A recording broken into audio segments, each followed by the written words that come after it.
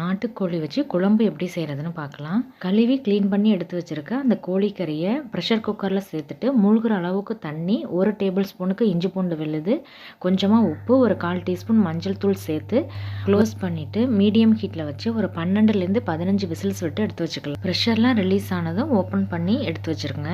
ஒரு கடாயில் தேவையான அளவு எண்ணெய் சேர்த்துட்டு கரம் மசாலா ஐட்டம் எல்லாத்தையும் ஆட் பண்ணி ஃப்ரை பண்ணிக்கலாம். லோ ஹீட்டில் வச்சு ஒரு ஃபியூ செகண்ட்ஸ். இது கூட 4 மீடியம் சைஸ் ஆனியன், 3 பச்சை மிளகாய், கொஞ்சமாக கறிவேப்பிலை சேர்த்துட்டு வெங்காயத்தை நல்லா வதக்கிக்கலாம்.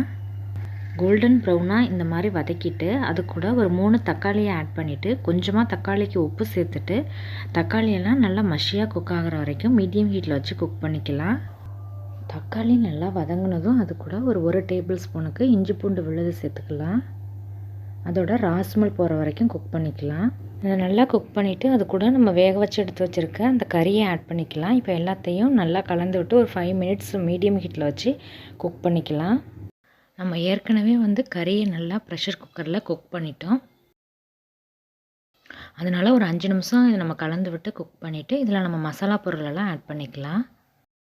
ஒரு 2 டேபிள் ஸ்பூனுக்கு மல்லித்தூள், தேவையான அளவு மிளகாய்த்தூள், ஒரு 1/2 டீஸ்பூனுக்கு மஞ்சள் தூள், 1 டேபிள் ஸ்பூனுக்கு கரம் மசாலா பவுடர் ஆட் பண்ணிக்கலாம். இப்போ எல்லாத்தையும் நல்லா கலந்து விட்டு லோ ஹீட்டில் வச்சு ஒரு நிமிஷம் குக் பண்ணிவிட்டு நம்ம அந்த வேக வச்சு எடுத்து வச்சுருக்க அந்த தண்ணியை இது கூட ஆட் பண்ணிக்கலாம். தேவையான அளவு உப்பு சேர்த்துக்கலாம். இப்போ நல்லா கலந்து விட்டு குழம்பை நல்லா ஒரு கொதி வர்ற வரைக்கும் குக் பண்ணிக்கலாம். மீடியம் ஹீட்டில் வச்சு கொஞ்சம் திக்காகி வரணும். ஒரு 5லேருந்து ஒரு 7 நிமிஷம் இதை நல்லா கொதிக்க வச்சுக்கலாம். இடையில கலந்து விட்டுறலாம். அப்போ தான் அடி பிடிக்காமல் இருக்கும். இப்போ குழம்பு ஓரளவுக்கு திக்காக இருக்குது. இப்போ இதில் ஒரு 1/4 கப் அளவுக்கு தேங்காயை அரைச்சி சேர்த்துக்கலாம். இப்போ எல்லாத்தையும் நல்லா மிக்ஸ் பண்ணி விட்டுட்டு சிம்மிலே வச்சு குக் பண்ணிக்கலாம். எண்ணெய் பிரிஞ்சு வர்ற வரைக்கும் குக் பண்ணிக்கலாம். இடையில கலந்து விட்டுறலாம்.